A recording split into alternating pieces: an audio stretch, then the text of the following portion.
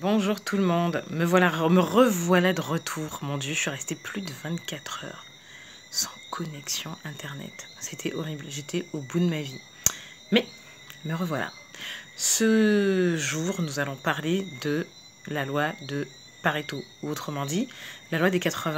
Alors je sais que tout le monde en a entendu parler, enfin tout le monde, beaucoup de personnes en ont déjà entendu parler, mais je pense qu'il vous manquerait peut-être certains éléments sur cette loi de Pareto, mais j'aimerais bien, si possible, vous apporter des précisions. Donc on va déjà commencer par la définir, cette loi de Pareto. C'est simplement 20% de vos actions qui définissent 80% de vos succès.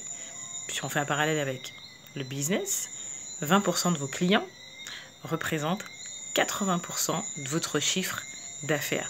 Si on prend l'exemple des grands groupes, sur les grands groupes en général, 20% de des entreprises de ce groupe génèrent 80% du chiffre d'affaires. Les autres entreprises du groupe en général fonctionnent soit avec un seuil de rentabilité ou fonctionnent à perte. Voilà, donc ça c'est un exemple.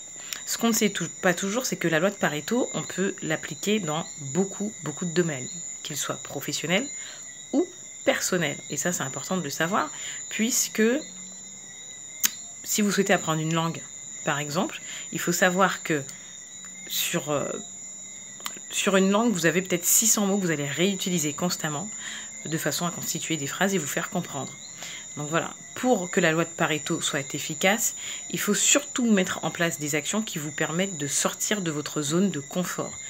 Si vous apprenez une langue, ce qui va vous faire sortir de votre zone de confort, c'est pas d'apprendre la grammaire anglaise ou espagnole, plus de grammaire anglaise ou espagnole chaque jour. Ce qui va vous faire gagner en efficacité et en productivité, c'est de vous mettre en situation d'immersion. Et pourquoi pas vous dire que voilà, tous les jours, je converse au moins 5 à 10 minutes avec un natif anglophone ou hispanophone si vous souhaitez apprendre l'espagnol. Pour le business, c'est pareil. Si vous mettez en place une stratégie et qu'elle ne fonctionne pas, il va falloir mettre en place des outils qui vous permettront d'analyser ces échecs et ensuite mettre en place des points d'amélioration. Et l'outil le plus intéressant de la loi de Pareto, c'est le diagramme de Pareto.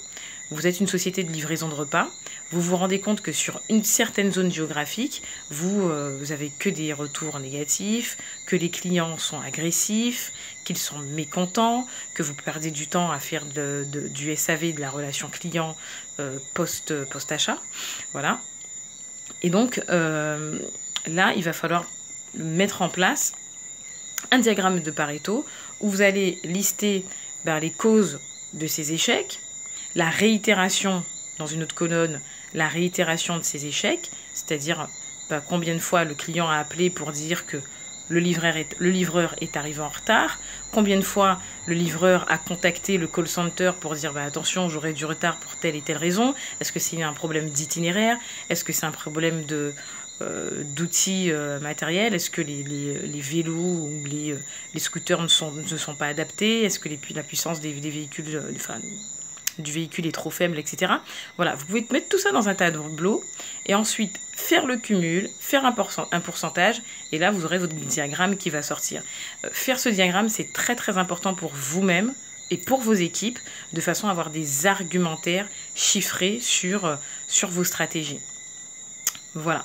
Donc si vous avez plus de questions sur la loi de Pareto, vous pouvez les poser en commentaire. Et puis si vous avez des informations à nous apporter, si vous avez plus d'outils, si dans votre quotidien vous utilisez cette loi de Pareto avec d'autres outils que le diagramme, moi je suis preneuse, puisqu'on est là pour s'aider mutuellement. Voilà.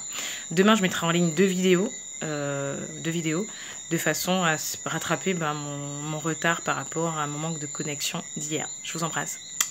À bientôt.